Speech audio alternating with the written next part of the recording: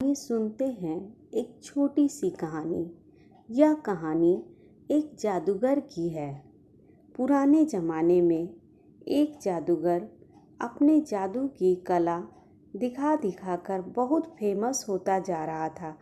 कई बड़े बड़े लोग उसे अपने यहाँ बुलाते जादू दिखाने के लिए और कहते जब वह जादू दिखाता तो खुश होकर उसे छोटा मोटा इनाम देते।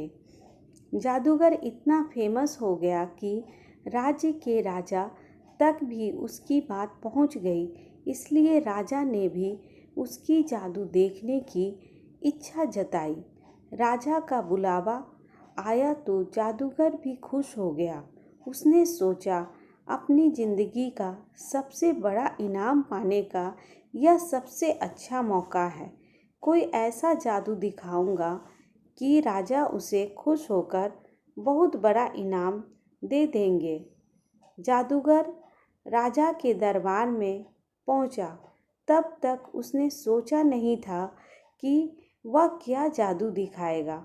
उसे यह तो पता था कि छोटी मोटी चीज़ें गायब करने वाले जादू से राजा को वह खुश नहीं कर सकता। उसे कुछ बड़ा करना पड़ेगा।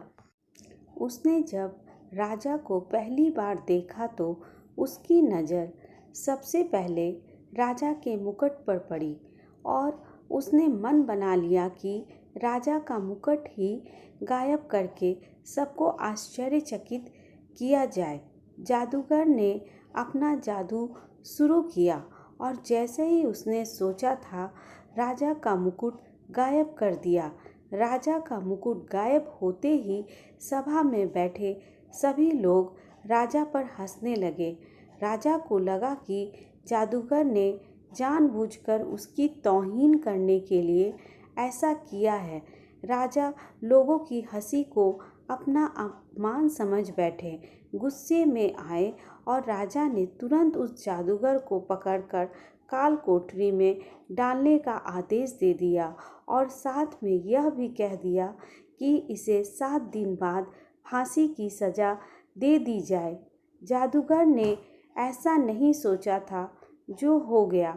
फिर भी जादूगर इतना परेशान और दुखी नहीं दिख रहा था जितना उसे होना चाहिए था। जादूगर की पत्नी को जब इस बात की खबर लगी तो वह दौड़ी दौड़ी जादूगर को मिलने के लिए काल कोठरी में आई। वह अपने पति को इस तरह से मुसीबत में फंसे देखकर रोए जा रही थी। जादूगर ने उसे समझाया कि चिंता मत करो और खुश रहो। पत्नी को लगा कि मौत की सज़ा सुनकर जादूगर को सदमा लग गया, इसीलिए वह ऐसी बहकी बहकी बातें कर रहा है। पत्नी बोली, आप ऐसे समय में भी कैसे खुश रहने की बात कर सकते हो? जादूगर ने अपनी पत्नी से कहा, अभी से क्यों दुखी होना? अभी मेरे पास 7 दिन बचे हैं, बाद में देखेंगे, जो होना होगा होगा।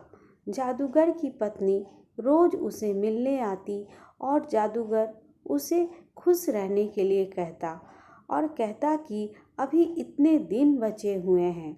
आखिरकार वह दिन आ गया जिस दिन जादूगर को फांसी देनी थी।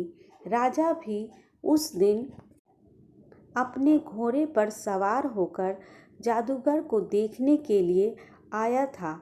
राजा को घोड़े पर देखकर जादूगर के दिमाग में एक आइडिया आया।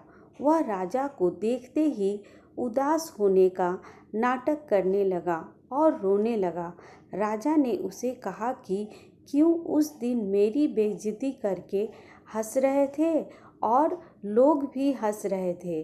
जादूगर ने कहा, महाराज, मैं मरने के डर से नहीं रो रहा हूँ। मरना तो हर किसी को एक दिन है। मैं तो इसलिए रो रहा हूँ, मेरे इतने सालों की मेहनत जिससे मैं अपने घोड़े को उड़ना सिखा रहा था, सिर्फ 1 साल की वजह से बर्बाद हो जाएगी। अगर मेरे पास 1 साल होता तो मैं अपने घोड़े को उड़ाने में कामयाब हो जाता।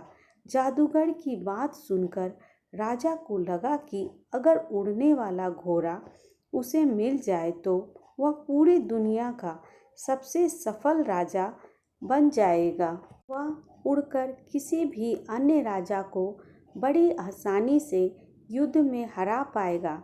राजा के मन में लालच आते ही राजा ने उसे 1 साल का समय दे दिया और कहा कि अगर तुम 1 साल में मुझे एक ऐसा घोड़ा देने में कामयाब हुए तो तुम्हें फांसी की सज़ा नहीं दी जाएगी, लेकिन अगर तुम ऐसा नहीं कर पाए तो तुम्हें फांसी से भी बड़ी दुखदायक मौत दी जाएगी।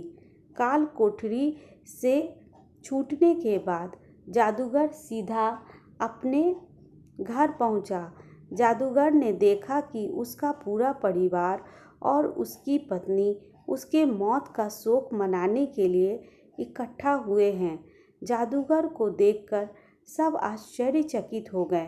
पत्नी जो पहले से रो रही थी उसे देख खुश हो गई।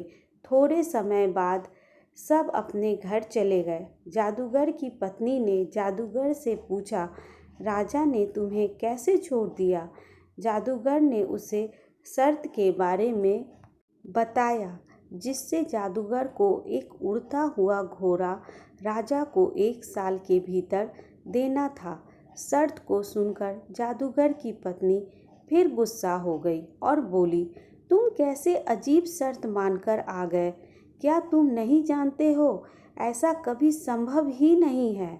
जादूगर बोला, मुझे पता है उड़ने वाला घोड़ा मैं कभी भी राजा को नहीं दे पाऊंगा, लेकिन मुझे जो 1 साल का समय मिला है मैं उसे खुशी खुशी तो जी पाऊंगा। अब तुम भी चिंता छोड़ो और खुश रहो। अभी 6 ही महीने बीते थे कि राजा की मौत हो गई। अब राजा ही नहीं रहा तो जादूगर को दी गई मोहलत जो 1 वर्ष की थी अब जीवन भर की हो गई।